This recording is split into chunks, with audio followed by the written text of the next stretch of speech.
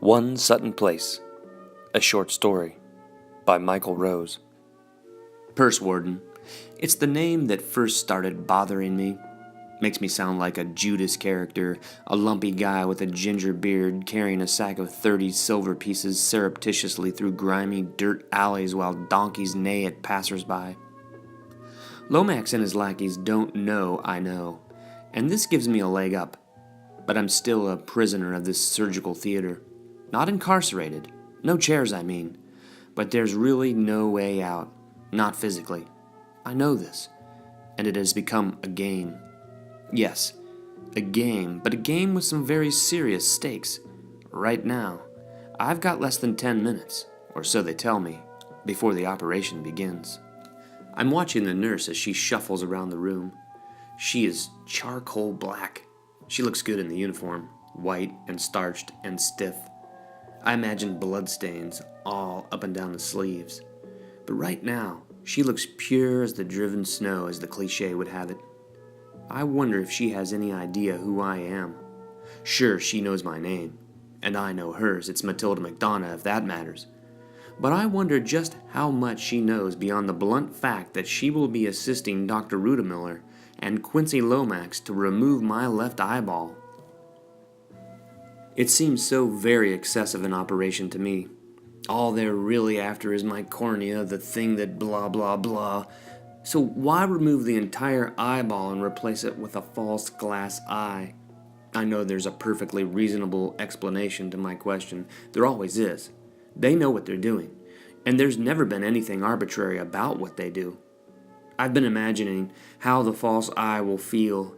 I've been wondering if I'll need to remove it for cleaning, and if I'll get off on creeping people out by popping it out in front of them. I wonder if it'll be safe to stick in my mouth. I know that's what I'd like to do. I might as well have some fun with it.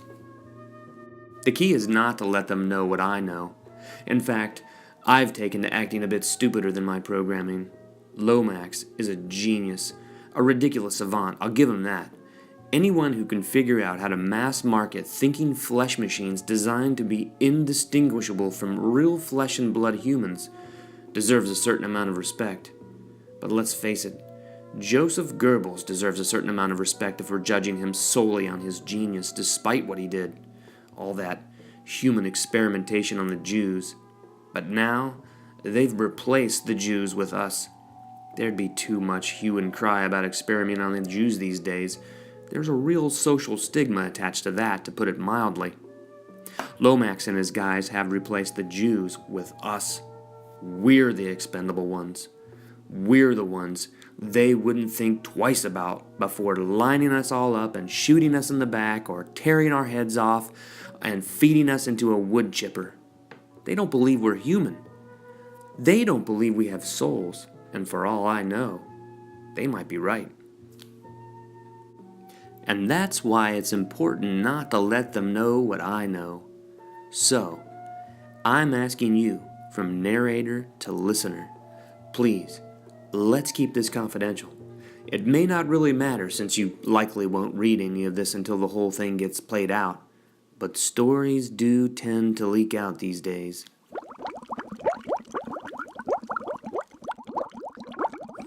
If you're interested in following the adventures of Peter Pursewarden, stay tuned for part 2 of One Sutton Place.